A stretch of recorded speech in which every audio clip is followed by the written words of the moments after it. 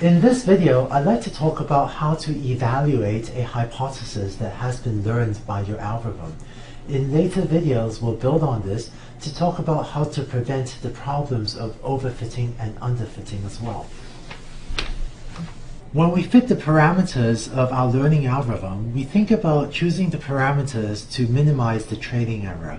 One might think that getting a really low value of training error might be a good thing, but we've already seen that just because a hypothesis has low training error, that doesn't mean it's necessarily a good hypothesis, and we've already seen the example of how a hypothesis can overfit and therefore fail to generalize to new examples that are not in the training set. So how do you tell if a hypothesis might be overfitting? In this simple example, we could plot the hypothesis h of x and just see what was going on. But in general, for problems with more features than just one feature, for problems with a large number of features like these, it becomes hard or maybe impossible to plot what the hypothesis function looks like, and so we need some other way to evaluate a hypothesis. The standard way to evaluate a learned hypothesis is as follows. Suppose we have a data set like this. Here I've just shown 10 training examples, but of course usually we may have dozens or hundreds or maybe thousands of training examples. In order to make sure we can evaluate our hypothesis, what we're going to do is split the data we have into two portions. The first portion is going to be our usual training set, and the second portion is going to be our test set.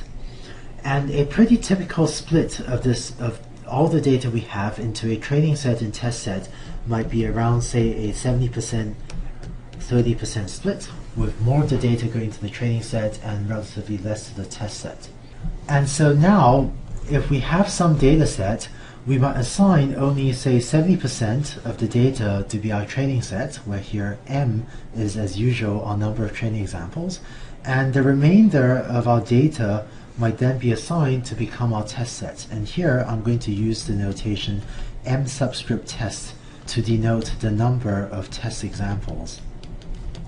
And so in general, this subscript test is going to denote examples that come from my test set, so that x1 subscript test, comma y1 subscript test is my first test example, which I guess in this example might be this example over here.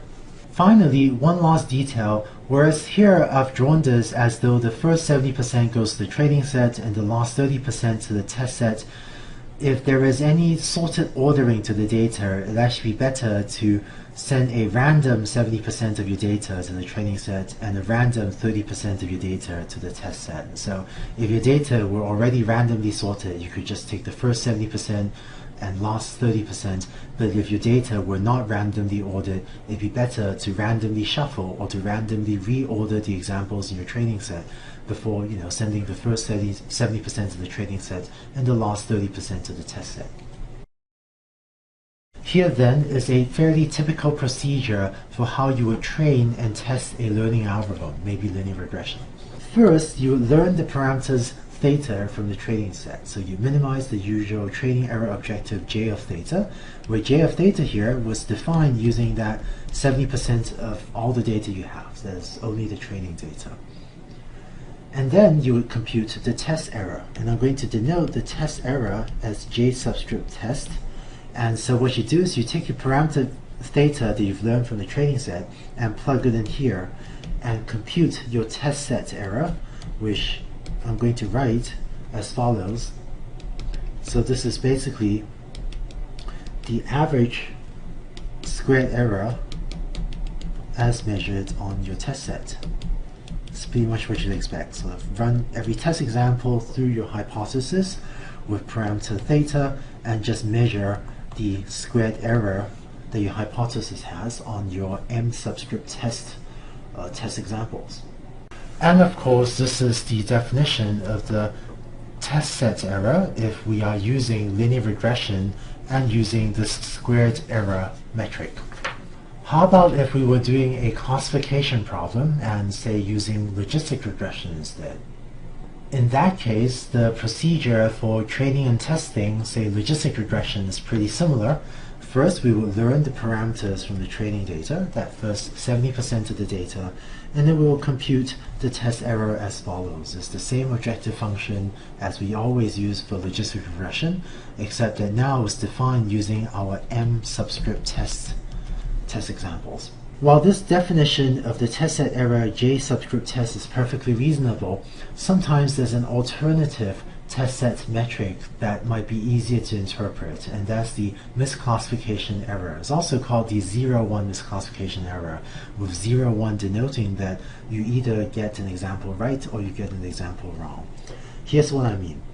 Let me define the error of a prediction, that is h of x, and given a label y as equal to 1 if my hypothesis outputs a value greater than or equal to 5 and y is equal to 0, or if my hypothesis outputs a value less than 0.5 and y is equal to 1. Right? So both of these cases basically correspond to if your hypothesis mislabeled the example, assuming you thresholded at 0.5. So either thought it was more likely to be 1, but it was actually 0, or your hypothesis thought it was more likely to be 0, but the label was actually 1. And otherwise, we define this error function to be 0 if your hypothesis basically classified the example y correctly. We could then define the test error using the misclassification error metric to be one over m tests of sum from I equals 1 to m subscript test of the error of h of xi test, comma yi. And so that's just my way of writing out that this is exactly the fraction of the examples in my test set that my hypothesis has mislabeled. And so that's the definition of the test set error using the misclassification error or the 0-1 misclassification error metric. So that's the standard technique for evaluating how good a learned hypothesis is. In the next video, we'll adapt these ideas to helping us do things like choose what features, like degree of polynomial, to use with a learning algorithm, or choose the regularization parameter for a learning algorithm.